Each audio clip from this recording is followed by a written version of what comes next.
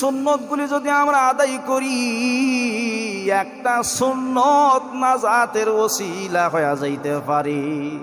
আমার ভাইরা, তাহলে মসজিদের মধ্যে যখন আমরা জুম্মার নামাজ পড়তে আসব, গেঞ্জি গায়ে দিয়ে আসবো না পাঞ্জাবি গায়ে দিয়ে আসবো? টুপি সহকারে আসবো না টুপি ছাড়া আসবো? পাঞ্জাবি না শার্ট? পাঞ্জাবি। ইনশাল্লাহ এই আমলটা করতে পারবেন তো? ইনশাল্লাহ আল্লাহ কবুল করুক, সকলে বলেন আমিন।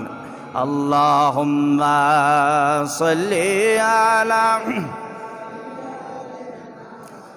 মাওলানা মুহাম্মদ ওয়া আলা মাওলানা মুহাম্মদ। আমার বন্ধুগণ, ইহুদি কন্যা এত বাবা নির্যাতন করলো, জুলুম করলো, এত আঘাত করলো, বিসমিল্লাহর আমল ছাড়ি না। এবার বাবা ইহুদি উজিরে আজম রাজদরবারের প্রধান